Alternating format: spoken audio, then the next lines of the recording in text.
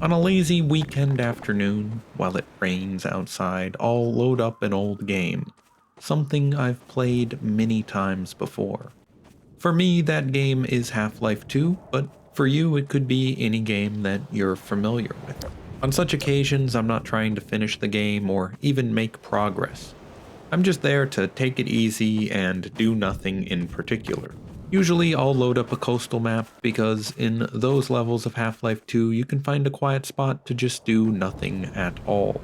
I've never been one to speed through video games. I like to take in all the little details of the game world. I don't just mean finding secrets and Easter eggs, but really examining all the little bits of clutter that make up each level. There's a lot of little things like that in Half-Life 2. Every building is filled with various boxes, old bottles, cans, decaying furniture, and other debris. I'll end up looking at things that serve little to no gameplay purpose, but exist nonetheless. I'll also walk the levels that you're supposed to speed through in the buggy. There's a lot of empty space in such levels, places you're not really supposed to notice, but I'll check out all of them. Have you ever stood on a beach and looked down the coast and seen only the vast expanse of water meeting sand? Makes you feel a certain way, small and insignificant, yet free. You can approximate that feeling in Half-Life 2, though it's not quite the same. Still, there's something there.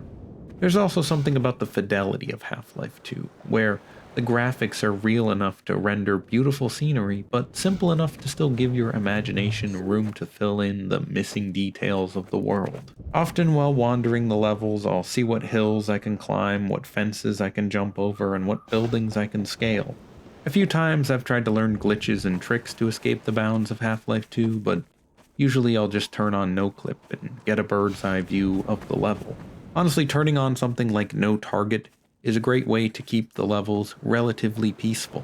There's a few beaches on the coast where the antlions don't spawn in, but for the others you'll be happy to have that option.